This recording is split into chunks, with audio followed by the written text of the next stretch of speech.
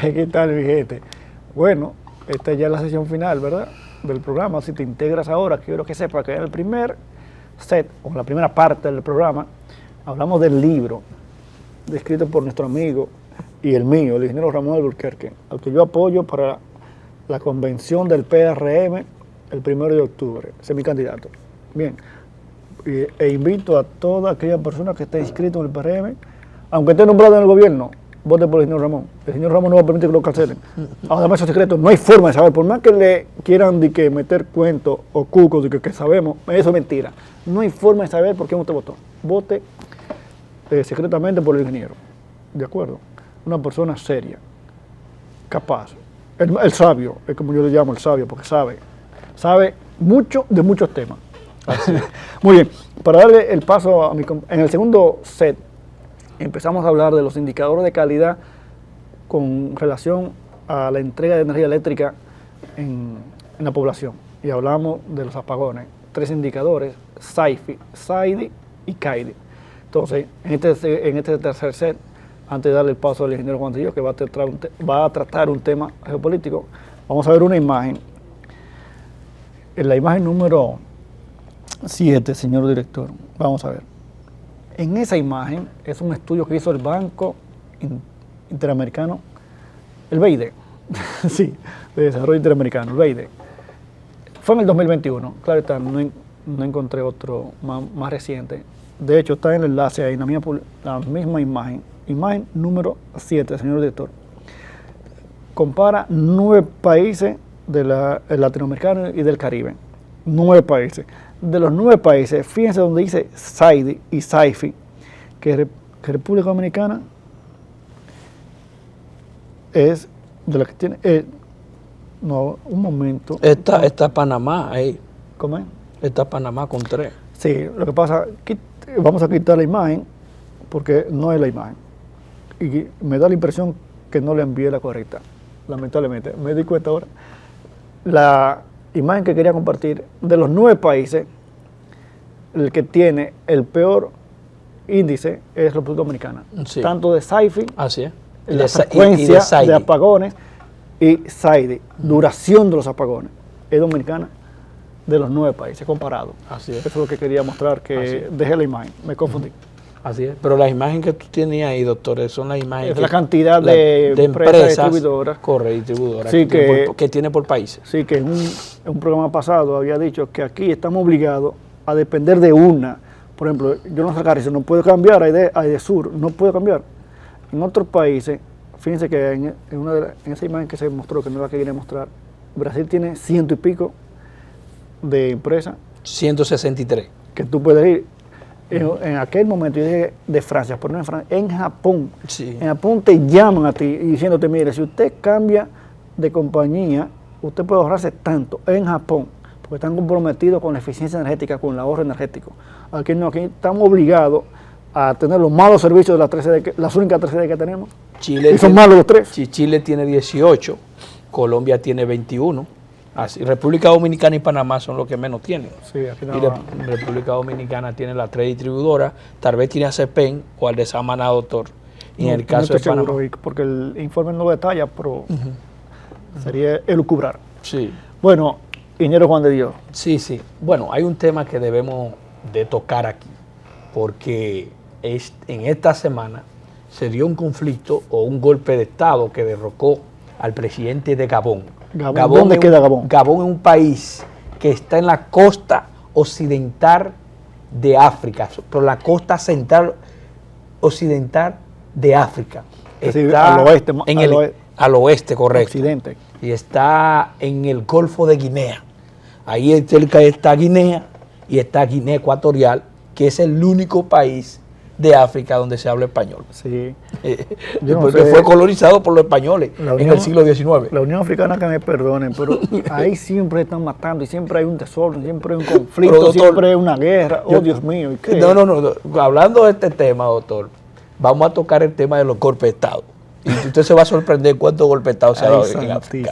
Entonces, doctor, ahí está Camerún y Camerún tiene el segundo jefe de Estado con más tiempo en el gobierno. Tiene 42 años el presidente de gobierno, el dictador de Camerún, que se llama Paul Biya. Está en el poder desde el año 1981 hasta el día de hoy, todavía está en el poder. Pero el más viejo está ahí en su frontera, ahí con Gabón también, que es el señor Teodoro Obiang Nguema, que está ahí. Por eso es un dictador famoso, porque el de Guinea Ecuatorial, ese mismo, que tiene 48 años en el poder, doctor. Desde 1975 está ahí. Eso nada más es para robarse los recursos, porque no hacen nada que desarrolle esos países, se mantienen siempre en la miseria. Y hay que resaltar que Guinea Ecuatorial es uno de los principales productores de petróleo de África. Y el país depende, su economía depende del petróleo.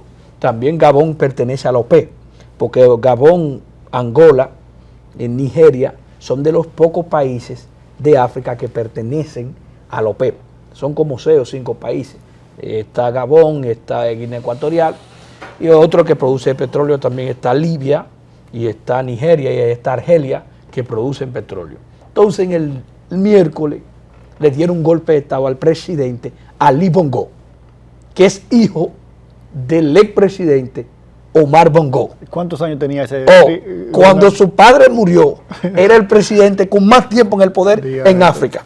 Dime. Oye, el papá tomó el poder, doctor, en 1967 hasta el año 2009, cuando murió en el cargo. Oye, que estuviera vivo, estuviera ahí. Pero además, él está en el poder desde el 2009, que se lo había dado a su mamá, y luego de su mamá se lo entregó a él. Desde el 2009, él vivía haciendo fraude y quedándose en el poder.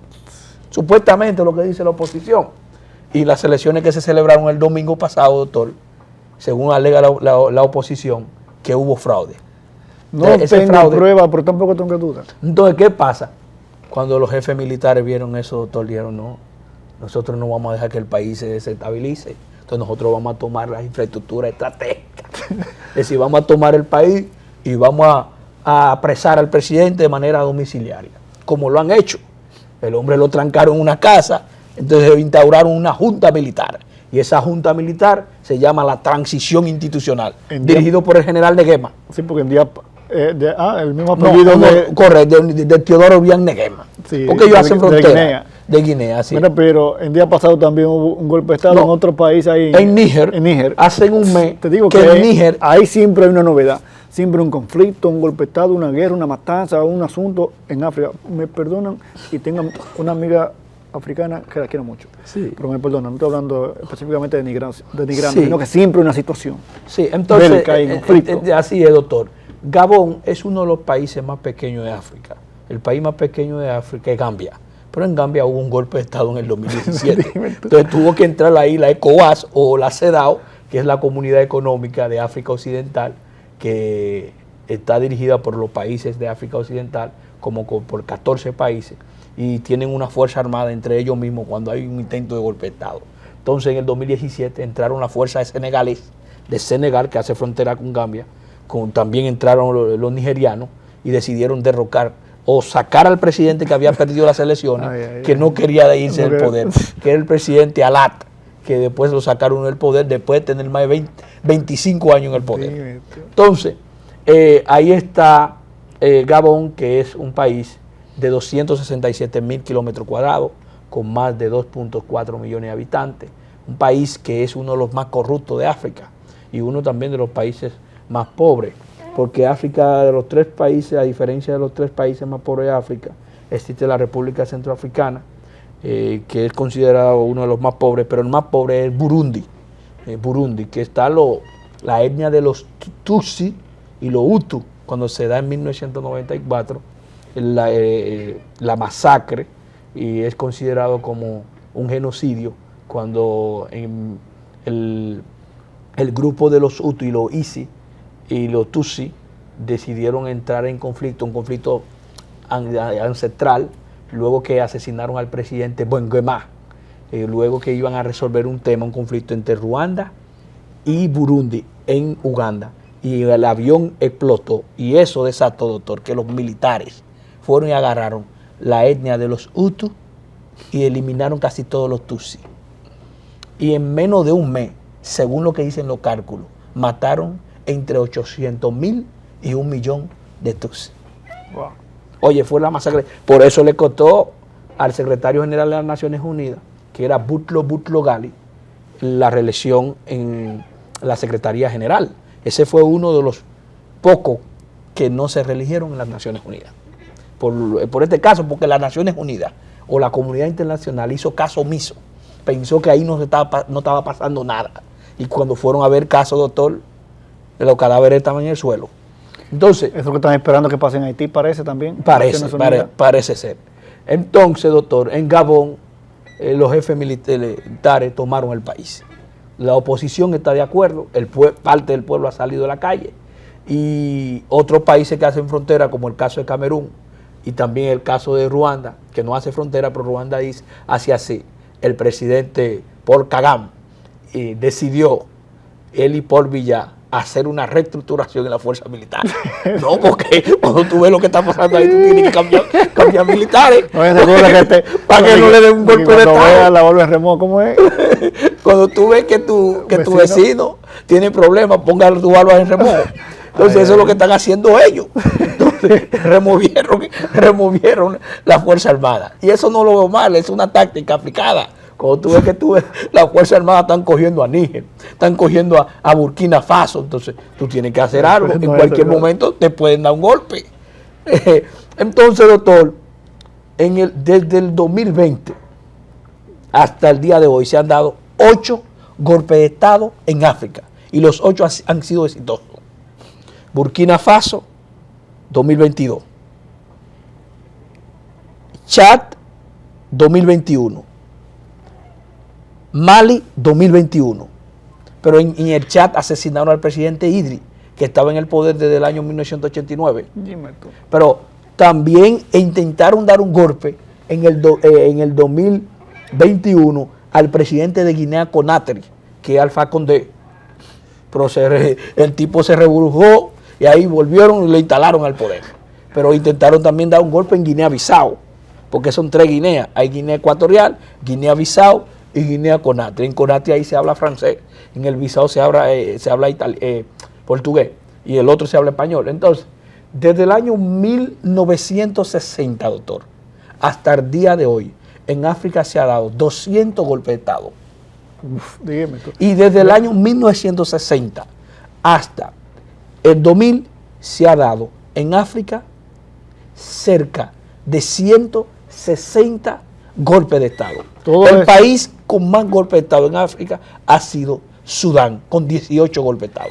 Esos golpes de Estado, esa guerra y toda esa matanza, no es de que por desarrollar el país, es por administrar los recursos. Correcto, la lucha entre los militares. África es un continente rico en diamantes, tiene varios países que él mencionó de petróleo, que exportan petróleo. Oro, plata. Un mineral muy querido, el coltán. Sí. Metales preciosos y también de tierras raras.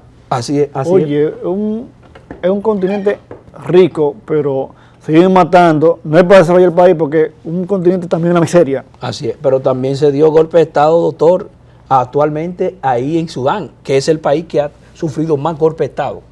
Porque estaba el presidente Omar al-Bashir, que estaba en el poder desde el año 1989 hasta el 2019. Le dieron un golpe, derrocado, juzgado y condenado. Y tomaron el poder 2 generales, el Mati y el general Al-Burhan. Y el general actualmente, Al-Burhan, controla el país porque es el jefe de la Fuerza Armada. O Mati, que dirige la Fuerza de Apoyo Rápido, que es lo que dirigió lo que se llama la región del Darfur. Y esa región ahí entonces hay un grupo que se independizaron y que generaron la revuelta en el 2011. Por eso que tú ves que Sudán del Sur es el país más joven del mundo, porque Sudán se independizó. Había un grupo radical, decidieron proclamar la independencia. Por eso que tú tienes Sudán y tú tienes Sudán del Sur. El otro Sudán le dicen Sudán del Norte. Pero tú tienes ahí hay también un conflicto en cierne ahí del Sahara Occidental. Lo que ya es el Sahel, todo lo que tiene que ver con el Sahel, que son Mali, Níger, porque el Níger quien tomó el poder fue el general Dumbandí, que derrocó al presidente Mohamed Bazoum hace un mes, que es un presidente que está en el poder desde el 2020 y en el 2021 intentaron darle un golpe. Entonces, ¿qué pasa? Hoy... Y muchas de esas gente son religiosas. No, son islamitas. Porque mucha gente... Es una religión que te mandan a explotar. Así es. Son religiosos. Porque mucha gente, religión como demasiado bélica. Mucha gente no sabe que la mayoría de los países africanos, la religión que predomina es el Islam. no es el cristianismo ni tampoco, es el Islam.